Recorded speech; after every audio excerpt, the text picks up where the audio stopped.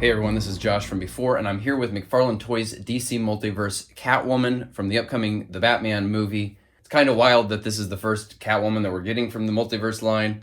We're getting this movie version before we get a classic comic version of any kind. But as they continue to experiment with and improve upon this female body form, I think our patience is going to pay off. Eventually, by the time they do a comic Catwoman figure, some of the R&D is going to make for a better figure in the end. These are starting to show up in the wild. This came through Amazon pre-order.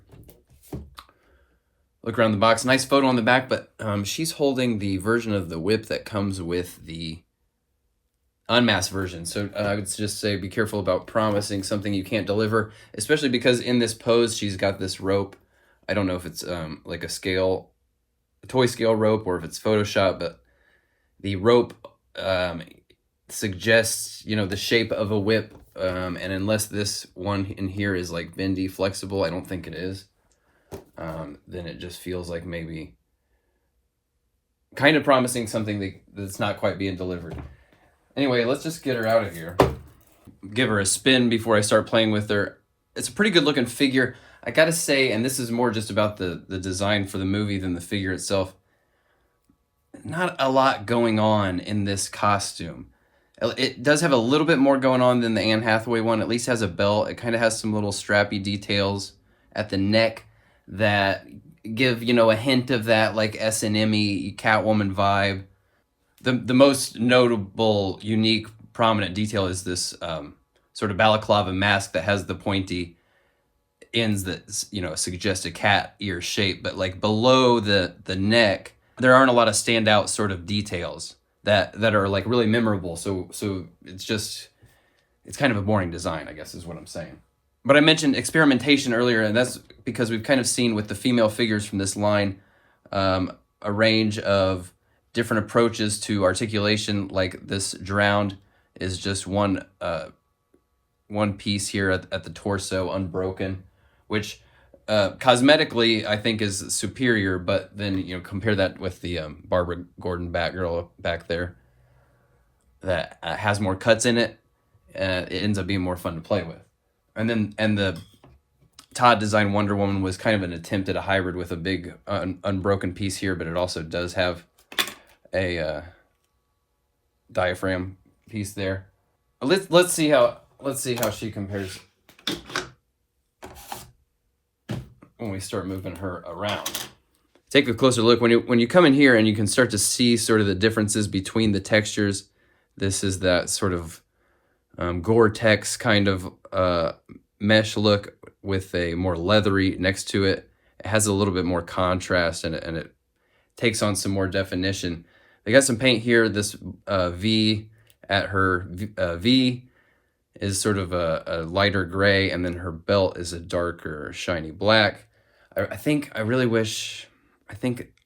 would have been better off maybe taking this paint app, this V, and instead putting like the buckles and the zippers and making more of the middle of the figure kind of have some contrast and some things that draw the eye down.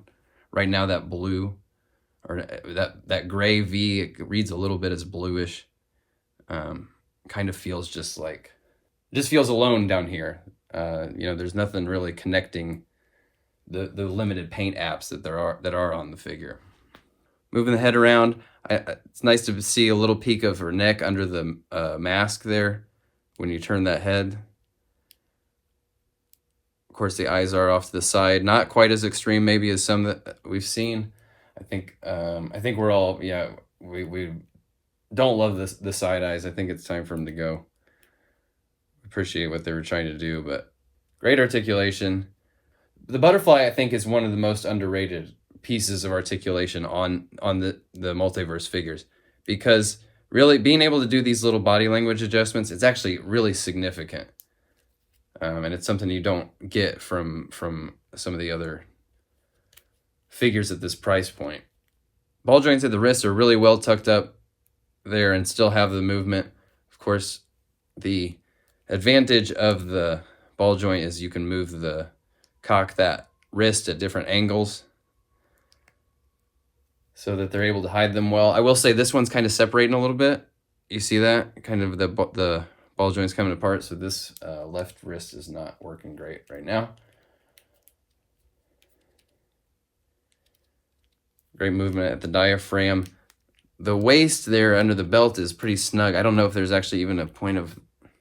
I'm not even sure if the waist is meant to articulate or not.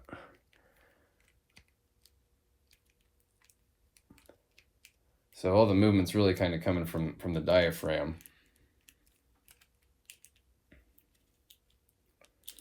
Of course, you want to be able to have big kicks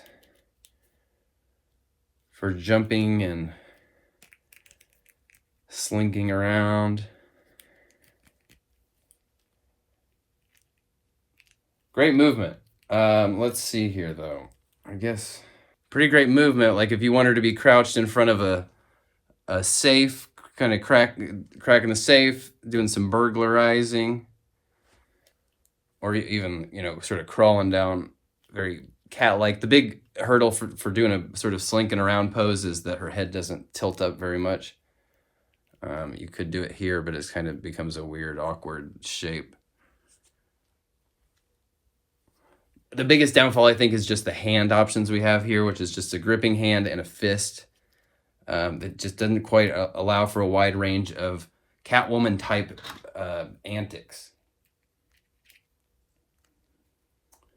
And no, this whip does not have a bendy wire. It's a great candidate for something like that, where you could be able to bend it to whatever shape you want. I think that would really have been a strong move. I mean, it looks okay. It's got a little bit of life to it. It doesn't quite have enough life for it to feel like it's in a like whip cracky sort of pose, though. You know what I mean? Like it doesn't quite have that shape. That you could wrap it around her a little bit, though. That's kind of cool.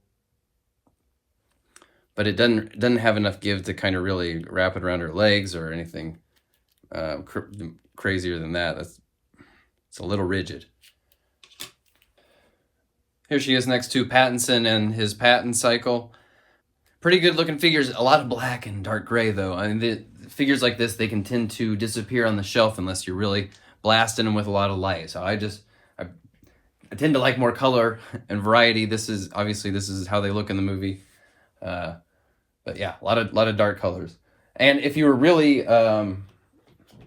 just so desperate to have a Catwoman for the Multiverse line, I don't know if these... I mean, maybe, you know, it could work, but I don't know if these two exist in the same universe, you know?